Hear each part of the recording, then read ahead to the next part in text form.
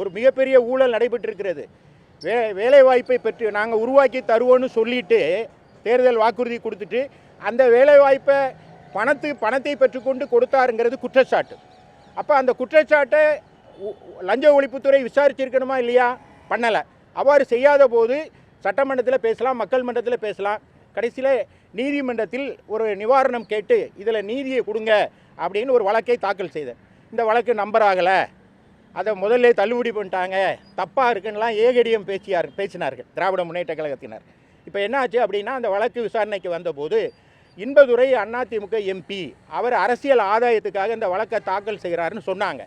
ஆனால் நீதிமன்றம் என்ன சொல்லுச்சுன்னா, இந்த வழக்கு விசாரணையின் போது ஒரு தனி மனிதன் நீதிமன்றத்துக்கு வர முடியாத சூழ்நிலை நிலவுகிற ஒரு மாநிலத்தில் அப்புறம் எதிர்க்கட்சியை தவிர ஒரு எம்பியை தவிர வேறு யார் தாக்கல் செய்ய முடியும்? எனவே அந்த விஷயத்தை விட்டுருங்க, இதில் இருக்கிற மெரிட்டை சொல்லுங்கன்னொடனே தமிழக அரசு தலைமை வழக்கறிஞர் நாங்கள் இதில் பிரிமினரி என்கொயரி, அதாவது முதற்கட்ட விசாரணை நடத்தி வருகிறோம்னு, நான் வழக்கு போட்ட பிறகு தான் முதல்கட்ட விசாரணையே ஆரம்பமாச்சு அப்படின்னு சொன்னாங்க.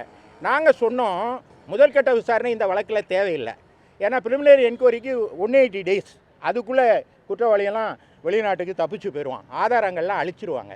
எனவே உடனடியாக இதில் எஃப்ஐஆர் போடணும் அப்படின்னு கேட்டிருந்தோம். இந்த வழக்கு விசாரணையினுடைய முடிவில் நீதிமன்றத்தை ஒத்தி வைத்து இன்றைக்கு தீர்ப்பு கொடுத்துருக்கு. தீர்ப்பில் என்ன சொல்லியிருக்காங்க அப்படின்னா, இந்த வழக்கை கடந்த அக்டோபர் மாதம் கொடுத்த ஒரு ஆதாரங்களை வச்சுக்கிட்டு நீங்கள் வழக்கு பதிவு செய்யாத நிலையை நான் பார்க்கும்போது இந்த வழக்கை வேறு ஒரு ஏஜென்சி, அதாவது சிபிஐ போன்ற வேறு ஒரு ஏஜென்சிக்கு விசாரணைக்கு கொடுத்து விடலாம் என்று கூட நாங்கள் நினைத்தோம். அது நீதிபதி சொல்கிறாரு, நாங்கள் நினைத்தோம், ஆனால் நீங்கள் பிரிமினரி என்கொயரி நடத்துகிறதா சொல்கிறீங்க, இந்த வழக்கில் பிரிமினரி என்கொயரி தேவையில்லை, ஏன்னா குற்றவாளிகள் தப்பிச்சு போயிடுவாங்க, ஆவணங்கள் அழிக்கப்படும், அதில் இருக்கிற அந்த வழக்கினுடைய சாராம்சத்துக்கு அதுக்கு தேவையான ஆதாரங்கள் அளிக்கப்பட்டு விடுங்கிறதுனால ஃபோர்த் வித்துன்னு ஒரு வார்த்தையை பயன்படுத்த, அதாவது உடனடியாக எஃப்ஐஆர் ஃபைல் பண்ணுங்கள் அப்படின்னு லஞ்ச ஒழிப்புத்துறைக்கு இதில் உத்தரவிட்டிருக்காங்க.